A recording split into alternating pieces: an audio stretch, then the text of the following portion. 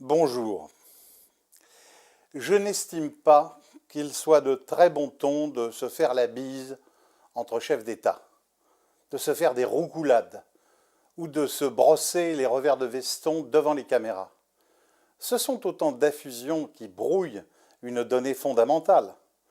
Les États établissent entre eux des rapports de concurrents, voire d'adversaires, ou pire encore, des rapports de vassal à seigneur.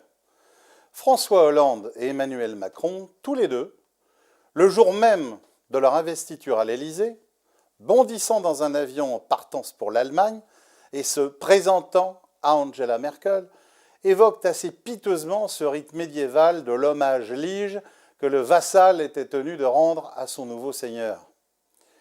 Cela m'a fait penser aux vieilles images soviétiques de la guerre froide, montrant Léonid Brejnev qui embrassait sur la bouche des dignitaires tchèques ou hongrois tétanisés, passifs et soumis, offerts aux lèvres dévorantes de l'ogre russe. L'empressement de nos dirigeants à courir pour bisouiller Merkel chez elle, dans son fief, en Allemagne, relève de cette même symbolique de la soumission à un État étranger qu'ils reconnaissent comme le suzerain d'une autre. Et nous revoilà dans cette logique des blocs qui a conduit le monde durant toute la guerre froide. Des blocs où l'on trouve toujours le leader qui dicte une politique étrangère à laquelle ces États satellites devront se conformer. La logique des blocs a 6 ans d'âge mental. Si tu n'es pas avec moi, alors tu es contre moi, c'est-à-dire avec l'autre. Les amis de mon ami sont mes amis. Les amis de mon ennemi sont mes ennemis. Et les ennemis de mon ennemi sont mes amis. Cependant, nous avons oublié que, même dans les moments les plus dangereux de la guerre froide, face à la mécanique des blocs existait déjà la stratégie des équilibres. Et face à la diplomatie des blocs existait la diplomatie des équilibres. Cette diplomatie des équilibres fut jadis mise en place avec succès par une puissance moyenne appelée la France, à l'initiative d'un homme appelé Charles de Gaulle. En quoi consiste cette stratégie et la diplomatie des équilibres? Elle exige d'abord un peu de finesse, en posant des analyses de rapports de force entre les blocs, en tout point du globe, sur toutes les situations militaires, monétaires, les marchés et les matières premières, et sur tous les enjeux, conflits et compétitions du moment.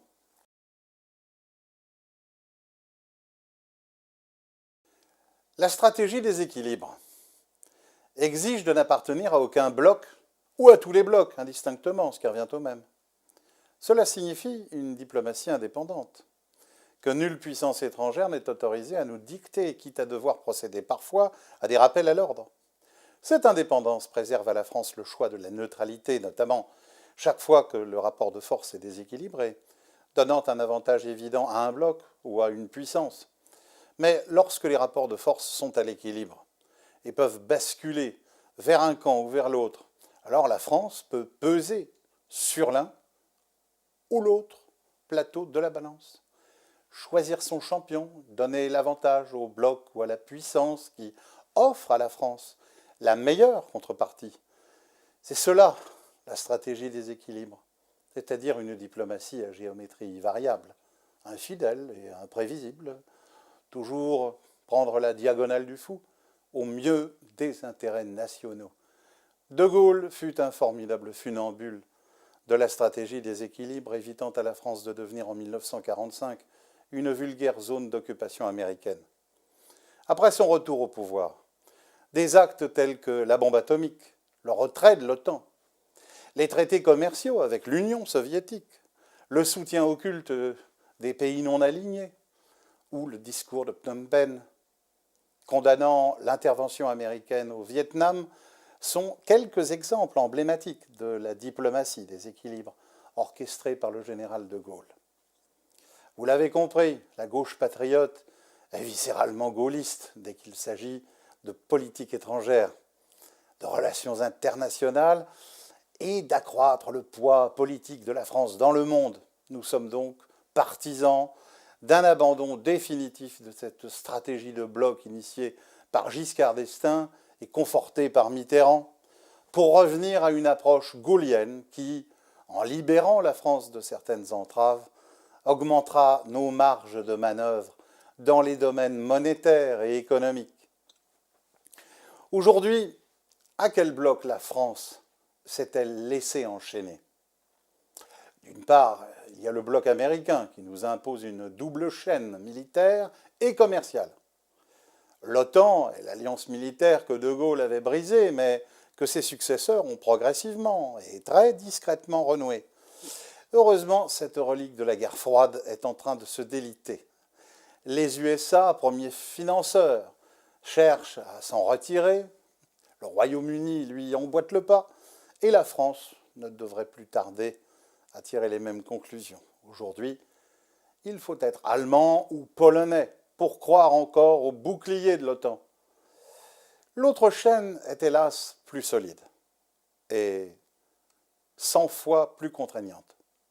C'est la somme des traités commerciaux, tous rédigés sous la dictée exclusive des Américains, imposés par les Américains et l'idéologie libérale, des traités que la France a acceptés et signés, toujours à son désavantage.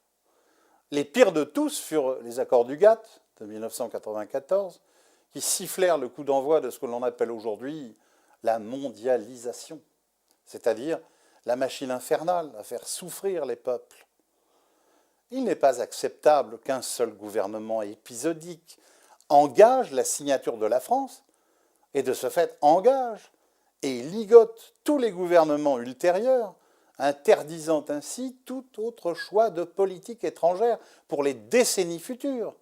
La gauche patriote proclame qu'aucun traité international engageant la parole de la France sur le long terme n'est valide ni légitime s'il n'a été approuvé par le peuple et par voie de référendum.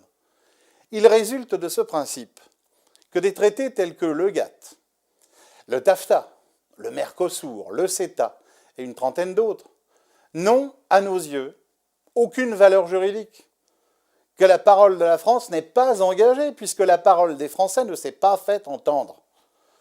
Ce ne sont que chiffons de papier.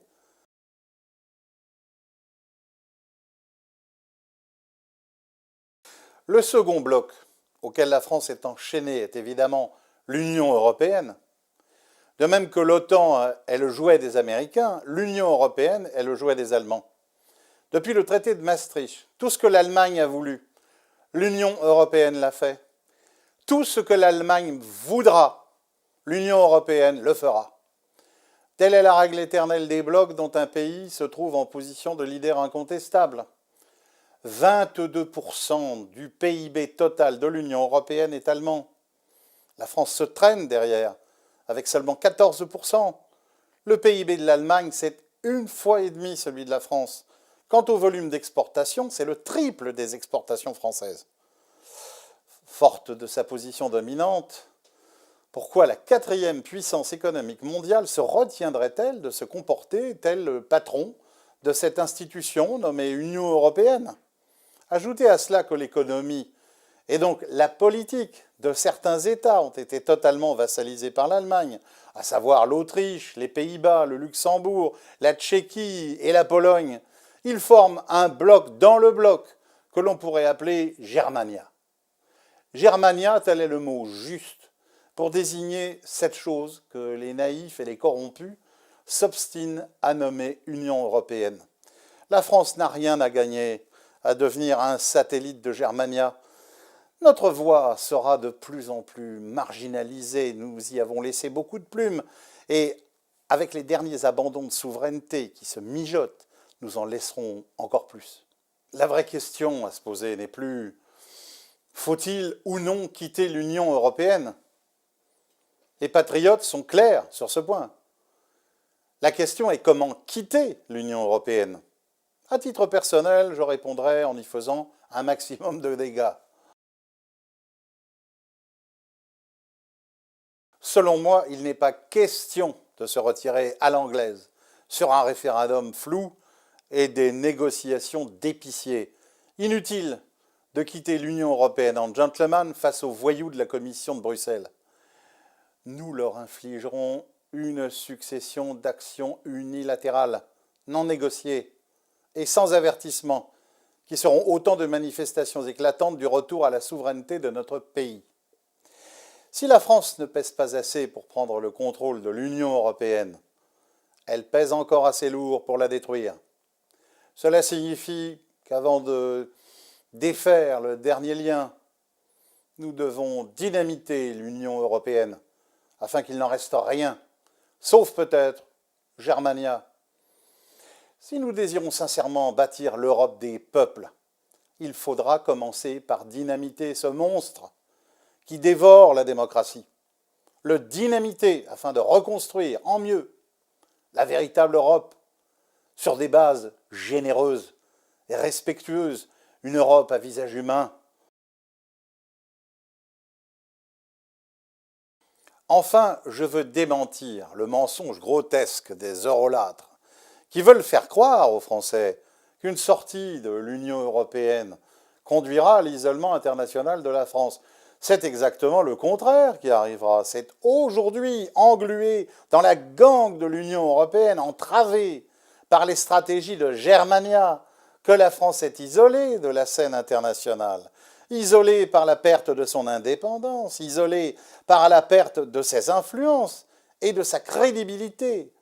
À l'inverse, le retour de nos souverainetés et le retour à la diplomatie des équilibres remettra la France au centre du jeu international.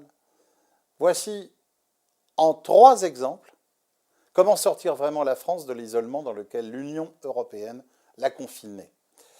Nous avons de réelles opportunités à saisir en construisant des partenariats hors Union européenne avec des puissances émergentes comme l'Inde ou le Brésil, en sélectionnant les complémentarités industrielles et en passant des accords bilatéraux incluant des tarifs douaniers réciproques et privilégiés, ce qui est aujourd'hui impossible, compte tenu des règles que Bruxelles nous impose. Considérons également notre position à l'égard de la Chine, un régime pour lequel je n'ai aucune sympathie particulière. Mais étrangement, la sinophobie est à la mode et participe du discours guerrier des europhiles sur le slogan « Tous unis contre la Chine ». Contre la Chine, que fait l'Union européenne? Rien. La Chine ne sert que d'épouvantail. Nul n'ignore l'œil rapace avec lequel la Chine regarde l'Afrique, malgré la grande instabilité de ce continent. Que font les europhiles, à part constater et déplorer? Ils envoient nos soldats jouer aux gendarmes et aux voleurs avec des bandits de grand chemin qui se disent djihadistes. Au final, ce sont nos hommes qui meurent là-bas. Alors, qui va tirer les marrons du feu? La Chine. Pour la France, rien d'autre à gagner que des noms à rajouter sur nos monuments aux morts. Pourtant, un partenariat ponctuel avec la Chine, intelligent et avantageux pour la France, peut se concevoir dans la situation présente. Engranger un bénéfice concret de la présence de nos troupes en Afrique et donner un sens à la mort de ceux qui sont tombés là-bas. Inutile de vous dire que ce genre de deal franco-chinois provoquerait les cris indignés des europhiles et les foudres de Bruxelles.